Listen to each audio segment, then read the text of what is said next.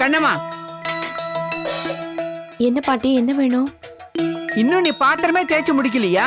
மச நிக்காம பாத்திரத்தை தேய்ச்சு கழுவிட்டு என் துணியெல்லாம் அலசி போட்டுட்டு வா. சரிங்க பாட்டி.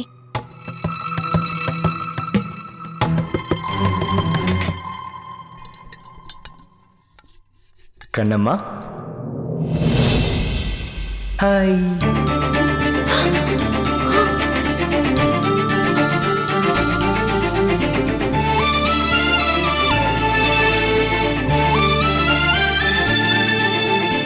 இங்கிருந்து போயிடுங்க, யாராவது பாத்துட்டு போறாங்க. தயவு செஞ்சு போயிடுங்க. கூல். ஐயோ, ஏன் இப்படி பண்றீங்க?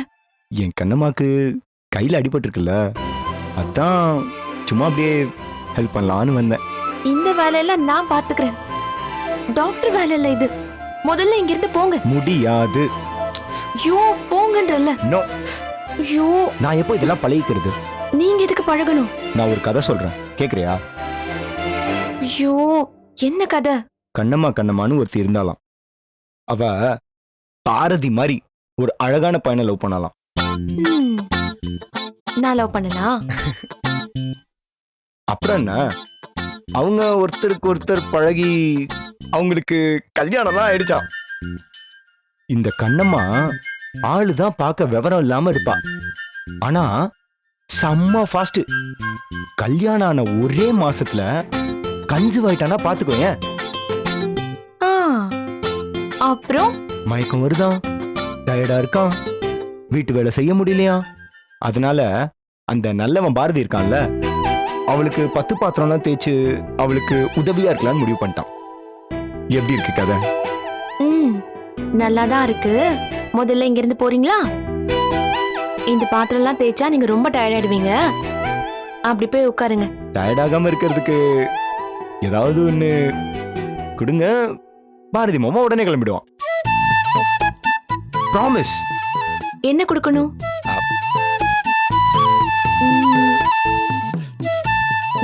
ஒரு டீ போட்டு தரட்டுமா? டீ நல்லா ஸ்ட்ராங்கா சூப்பரா போடுவேன். ஸ்ட்ராங்கா? ஆ. நான் டயர்டாகாம இருக்கிறதுக்கு கொடுங்கன்னு சொன்னேன்.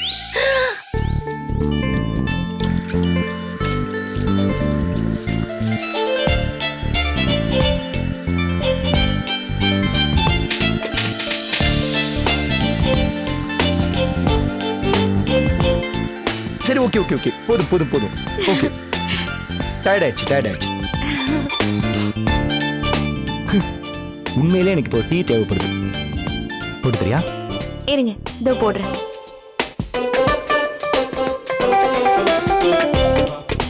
ஏய்,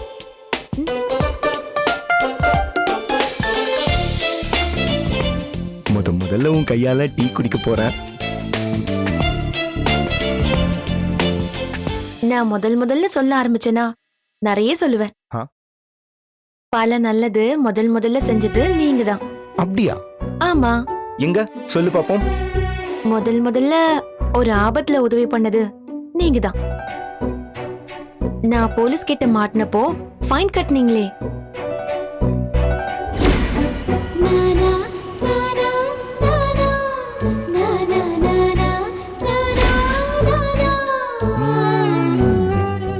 முதல்ல என் கண்ணு அழகா இருக்குன்னு சொன்னதும் நீங்க தான்.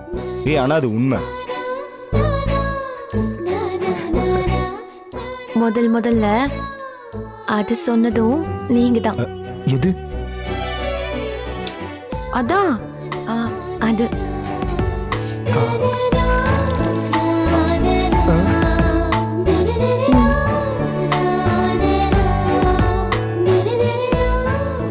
என்னது? ஒன்னும் இல்ல. ஏய், நான் சொல்லவா?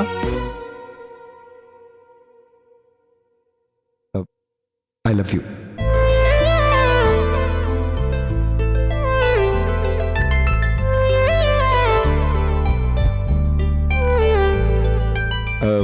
நீங்க திருப்பி சொல்ல மாட்டீங்களா?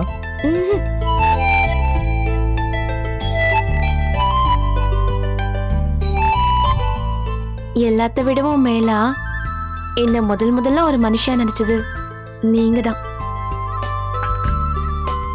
நீங்க இல்லனா இன்னைக்கு எனக்கு இந்த இடமே இல்ல.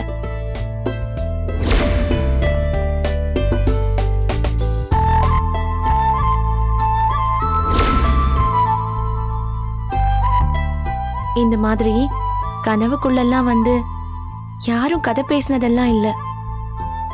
அதுவும் நீங்க தான். இப்படி நீங்க தான்னு சொல்லிக்கிட்டே போலாம், நிறைய இருக்கு.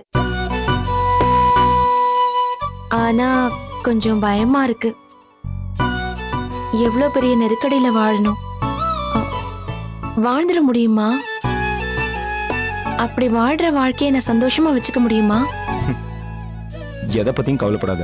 இந்த எல்லா நெருக்கடியும் தாண்டி நம்ம ஒரு நல்ல வாழ்க்கை வாழ போறோம். வெறுமனையா பாரதின்னு சொன்னாலும் நல்லா இல்ல, வெறுமனையா கண்ணம்மான்னு சொன்னாலும் நல்லா இல்ல. ஆனா பாரதி கண்ணம்மான்னு சொன்னா எவ்வளவு அழகா இருக்கு. அவ்வளவு அழகா நம்ம வாழுவோம்.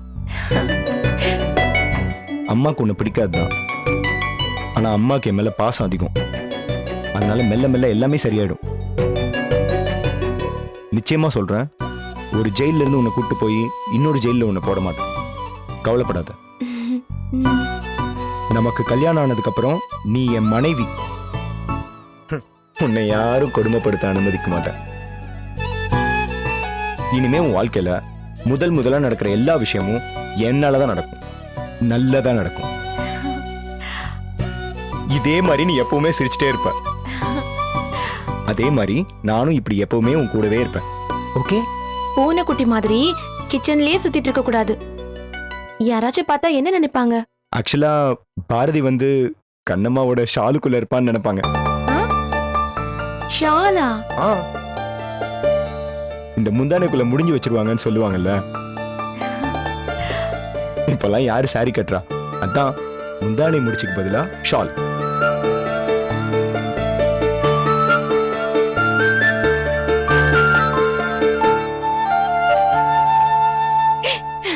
அங்க என்னடி சிரிப்பு? ஐயோ, எல்லாம் உங்களாலதான் நான் மாட்டினேன். ஒண்ணுல பாட்டி, உங்களுக்கு டீ போட்டுட்டு இருக்கேன். நான் கேட்காமலே போறியா நீ? இந்த வரேன். ஐயோ, மாட்டினா போங்க நீங்க இங்க இருந்து.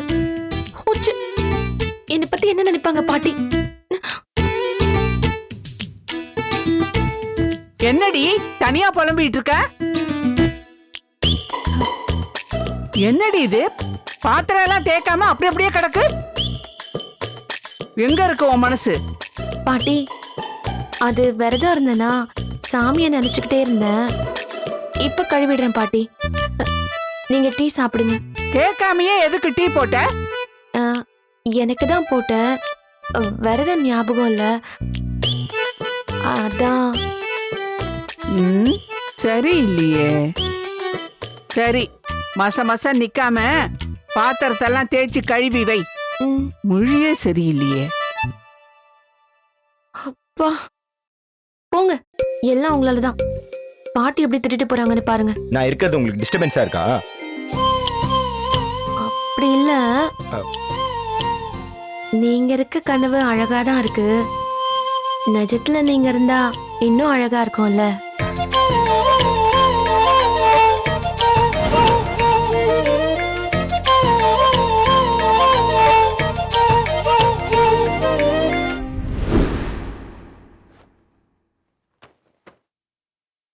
கண்ணம்மா, இத புடி. இத கொஞ்சம் பத்திரமா வச்சுக்கோமா, கேக்குறப்ப கொடு. இதுல என்னப்பா இருக்கு? இதுல ஒரு 5 லட்சம் ரூபாய் பணம் இருக்குமா, உன் கல்யாண செலவுக்காக. ஏன் கல்யாணத்துக்கு பணம் எதுக்குப்பா?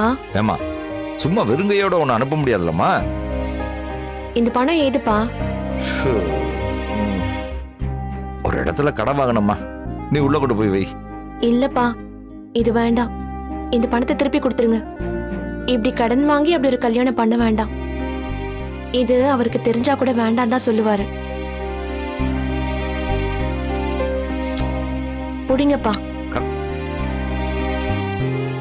இல்லம்மா, என் கடமைக்குன்னு ஏதாவது செய்யணும்ல. ஒண்ணு பண்ணுங்க, டாக்டர் சாருக்கு ஃபோன் பண்ணி இப்படி காசு வாங்கி வச்சிருக்கேன், என்னென்ன செலவு பண்ண போறேன்னு சொல்லுங்க. அவர் என்ன சொல்றாருன்னு பாப்போம்.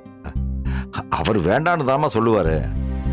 இந்த கல்யாணம் எப்படி நடக்க போகுதுன்னு நமக்கு தெரியும். ஒருவேளை நாளைக்கு அவங்க அம்மா சம்மதிக்கலைன்னு வையே, தனி குடித்தனம் போக வேண்டிய சூழ்நிலை வந்தா அப்ப என்ன பண்றது? சட்டப்பட்டுன்னு ஒரு வீட்டை பார்த்து வச்சு பாத்திரம் பண்ண வாங்குறதுக்கெல்லாம் பணம் வேணும்லம்மா. இந்தம்மா இத புரியுமா? அப்படி ஒரு சூழ்நிலை வந்தா இந்த கல்யாணம் வேண்டாம் தான்ப்பா முடிவெடுக்கணும். அவரை கஷ்டப்படுத்தி குடும்பத்தை விட்டு பிரிச்சு எப்படிப்பா ஒரு கல்யாணம் நடக்கும்? ஏமா இப்படி நெகட்டிவாவே பேசுற? ஒரு தகப்பனா எனக்கு சில கடமைகள்லாம் இருக்கு, அதை செய்ய விடு. கடமையை செய்யறதுல ஒண்ணும் இல்லப்பா, அத கடன் வாங்கி செய்யறதுதான் கஷ்டமா இருக்கு. அதெல்லாம் ஒண்ணு இல்லம்மா. உன் கல்யாணம் நல்லபடியா முடிஞ்சிச்சுன்னு வையே, அப்புறம் அப்பாவுக்கு தனி தம்பியே வந்துடும். அப்புறம் பட்டு பட்டுன்னு கடன் அடைச்சு போடுறேன்.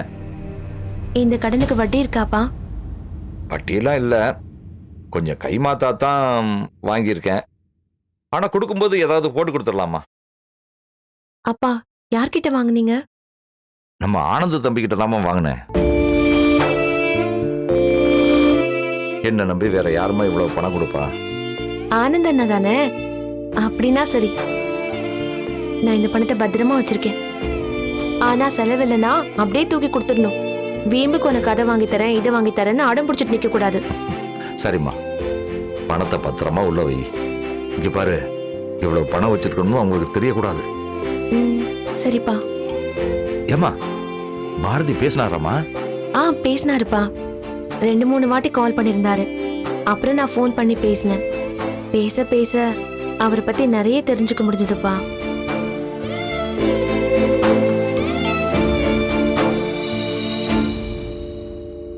அப்பா என்னம்மா சொன்னாரு? ரொம்ப அன்பான மனுஷன்ப்பா, அது போதும் தானே? அவரை கட்டிக்கிறதுக்கு உனக்கு சம்மதம் தானம்மா? என்னப்பா அப்படி கேட்டுட்டீங்க? பாரதி சார் மாதிரி ஒரு மனுஷன் தவறு இருந்தாலும் கிடைக்க மாட்டாரு.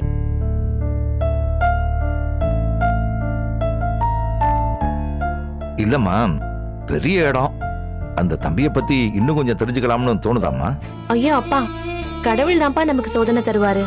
நாம கடவுளை சோதிக்க கூடாதுப்பா. பாரதி சார் கடவுள் மாதிரி. அவரு கண்ணை மட்டும்தான் தானம் பண்ணிருக்காருன்னு நினைச்சேன்.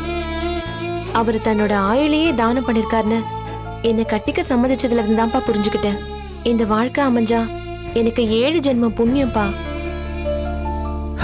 எனக்கு இது போதுமா. சரி, நீ பணத்தை பத்திரமா வச்சுட்டு நிம்மதியா தூங்குமா. நான் கொஞ்சம் வெளியில போயிட்டு வந்துடுறேன். சரிப்பா.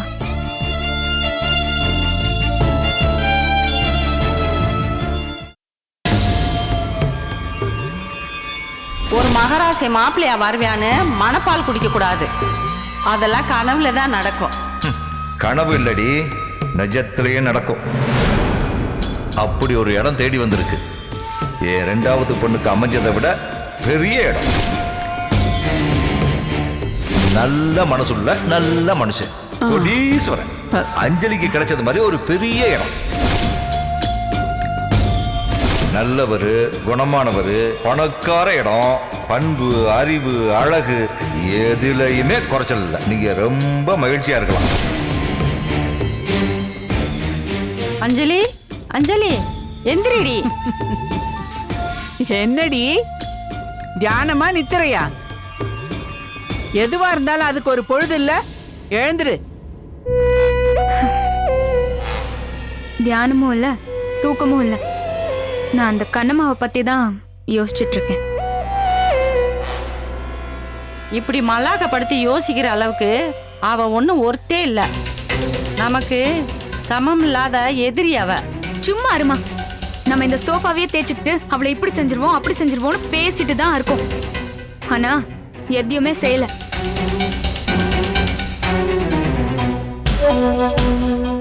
அவளுக்கு கல்யாணம் ஆக போகுது, அதுவும் என்ன மாதிரி ஒரு பெரிய இடத்துல. அவ வாழ போற வாழ்க்கை எனக்கு சமமான வாழ்க்கைன்னு அப்பா அடிச்சு சொல்றாரு. அது பொய் இல்லைல்ல? ஆமாடி, நானும் அதை நம்பாமத்தே இருந்தேன். ஆனா இப்ப அவர் சொல்றது நிஜமா இருக்குமோன்னு தோணுது. அதை என்னால ஜீர்ணிச்சுக்க முடியலமா. அவ எனக்கு சமமா என்ன மாதிரி பெரிய வீட்ல வாழ போறா, என்ன மாதிரி பெரிய கார்ல சுத்த போறா. என்னால அதை ஏத்துக்கவே முடியலமா.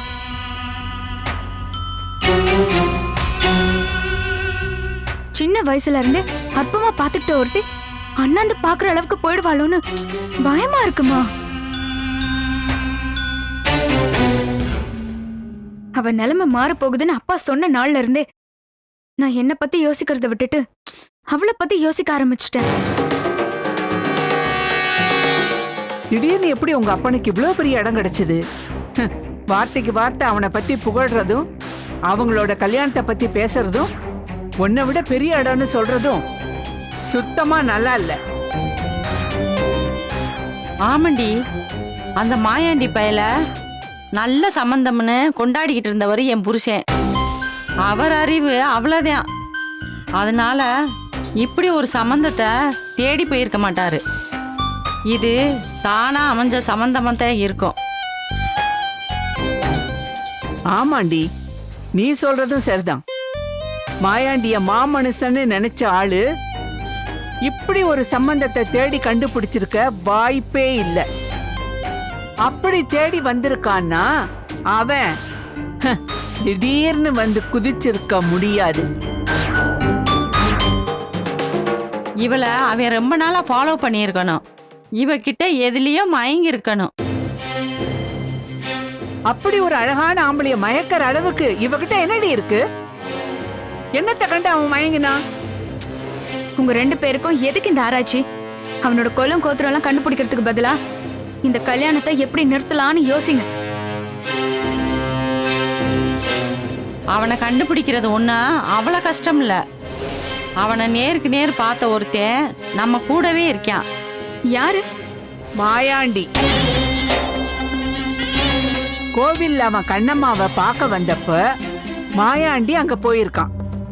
2 பேருக்கும் கைகலப்பாயிடுச்சு. மாயாண்டி அவனை கொலை பண்ண போயிருக்கான். அதை தடுத்த கண்ணம்மா கையில காயம் பட்டிருக்கு.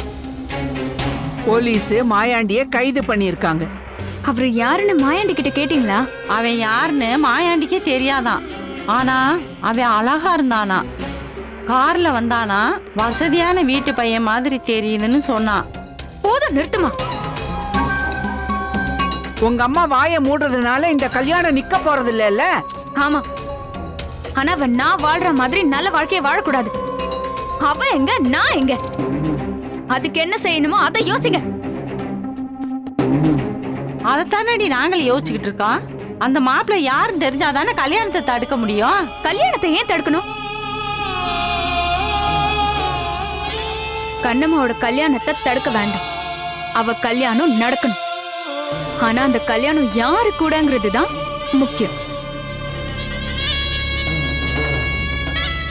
அப்பா அவளுக்கு பெரிய அடுத்த பையனை மாப்பிள்ளையா ஃபிக்ஸ் பண்ணிருக்காரு. அதே மாதிரி நாமளும் ஒரு மாப்பிள்ளைய ஃபிக்ஸ் பண்ணுவோம்.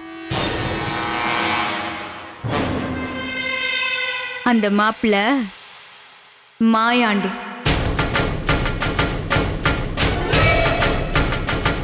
அவன்கிட்ட பேசுங்க. 5 ஏக்கர் நிலத்துக்காக கல்யாணம் பண்ணிக்கிறேன்னு சொன்னால, இப்ப கூட 2 லட்சம் ரூபாய் கொடுக்கறேன்னு சொல்லுங்க. அட, இது எங்களுக்கு தோணாம போச்சே. என்ன இருந்தாலும் படிச்ச புள்ளதான். என்ன பாராட்டுறதெல்லாம் இருக்கட்டும்.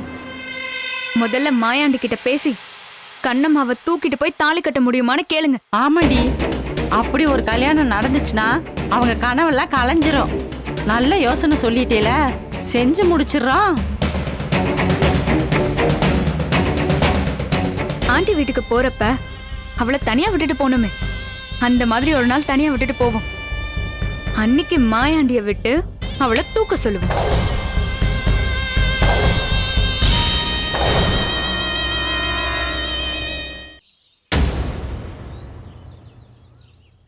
நானே ஒரு பொண்ணை பார்த்து அவகிட்ட என் மனசை பறி கொடுத்து உன்னையே கல்யாணம் பண்ணிக்கிறேன்னு வாக்கு கொடுத்துட்டேம்மா. யாருடா அந்த பொண்ணு? அவள் யாருன்னு சொல்கிறதுக்கு எனக்கு கொஞ்சம் டைம் வேணுமா?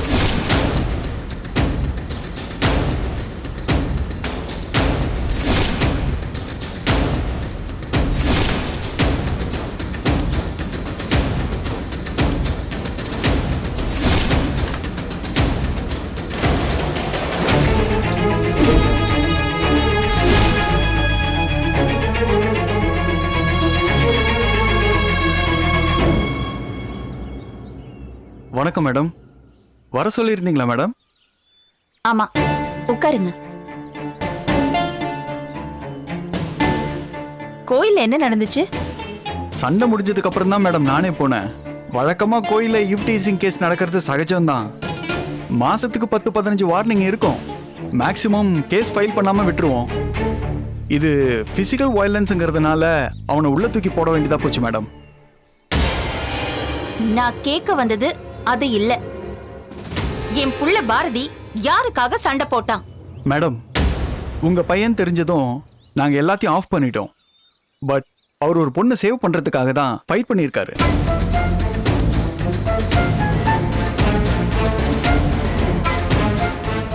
அந்த பொண்ணு யாரு? பார்க்க எப்படி இருந்தா? கலர் கம்மியா இருந்த மேடம்.